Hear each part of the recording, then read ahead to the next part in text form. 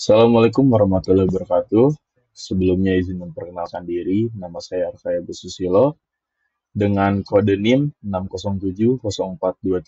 6070423300608 dan saya berasal dari kelas D3 MP4703. Izinkan saya untuk menjelaskan materi dalam rangka eh, melengkapi tugas besar PAI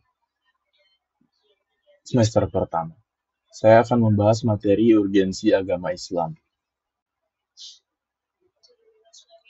Di sini saya akan menjelaskan makna agama, arti Islam, ragam agama, ruang lingkup agama Islam, peran agama Islam, fungsi agama Islam, dan Islam sebagai hidayah. Yang pertama, makna agama. Kita bisa dilihat dari etimologi dan terminologi. Etimologi itu sendiri dalam bahasa Sanskerta yaitu agama berarti tidak pergi. A-nya itu tidak dan gama itu pergi. Dalam pengertian menurut Harikot, syariat, dan syirat dalam ajaran Islam adalah jalan. Jalan yang dimaksud ini adalah jalan hidup yang digariskan Tuhan atau pemberi agama yang harus ditempuh untuk mencapai apa yang dicita-citakan. Lalu dalam makna terminologi, dalam konteks agama, merujuk pada sistem kepercayaan atau pandangan dunia yang mencakup kepada entitas ilahi atau kekuatan gaib, tata cara ibadah, ajaran moral, dan praktek-praktek keagamaan. Pengertian yang lebih luasnya yaitu terminologi agama ini juga bisa mencakup berbagai kepercayaan spiritual, kepercayaan animisme, dan sistem filosofis yang mungkin tidak terpikat pada konsep entitas ilahi yang tunggal. Lalu kita masuk ke arti Islam. Islam itu adalah aslama yuslimu islaman. Artinya menyerah diri, tunduk, patuh, dan pasrah kepada Allah semata. Syarif Muhammad bin Abdul Wahab mendefinisikan Islam sebagai sikap menyerahkan diri kepada Allah dengan mentauhidkannya, tunduk kepadanya, dengan penuh ketaatan dan berlepas diri dari kesyirikan orang-orang musyrik. Lalu ragam-ragam agama. Kita bisa lihat dari beberapa aspek. Yang pertama dari aspek kredial, lalu ritual dan moral. Yang pertama, ajaran tentang doktrin-doktrin ketuhanan, ajaran tentang tata cara berhubungan dengan Tuhan untuk meminta perlindungannya. Ini merupakan salah satu contoh dari aspek kredial, ritual, dan moral.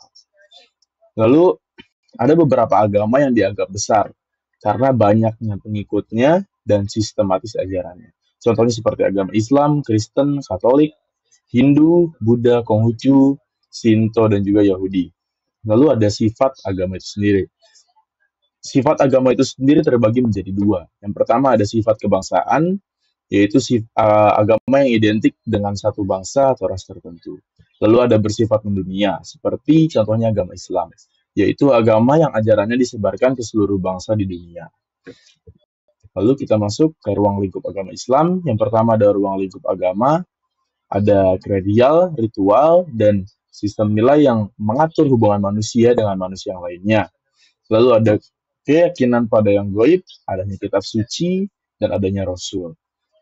Lalu kita masuk ke tujuan didatangnya syariat Islam. Yang pertama menjaga dan memelihara agama, menjaga dan memelihara jiwa, memelihara akal, harta, serta memelihara kehormatan serta keturunan. Lalu prinsip agama Islam, prinsip syariat Islam. Ada bermasyarakat, membela kebenaran, berkelanjutan, dan berserah diri kepada Allah.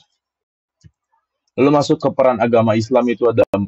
Yang pertama informasi, konfirmasi, kendali, dan solusi. Lalu di sini ada fungsi agama Islam. Yang pertama fungsi agama Islam sebagai pendidikan, sebagai keselamatan, sebagai perdamaian, sebagai sosial, dan juga sebagai kekuatan. Lalu ada fungsi agama Islam juga sebagai memelihara. Memelihara apa saja? Yaitu memelihara jasad, akli, nafsi, nasab, memelihara mal, dan juga ummah. Dan yang terakhir ada Islam sebagai hidayah. Di sini ada grariziyah, yaitu berasal dari kata garis yang berarti petunjuk atau panduan untuk mencapai tujuan. Lalu ada hisyah, diniyah, dan akliyah. Baik, begitu saja materi yang bisa saya sampaikan. Kurang lebihnya mohon maaf karena keterbatasan waktu. Saya akan akhiri. Wabillahi taufiq walhidayah. Wassalamualaikum warahmatullahi wabarakatuh.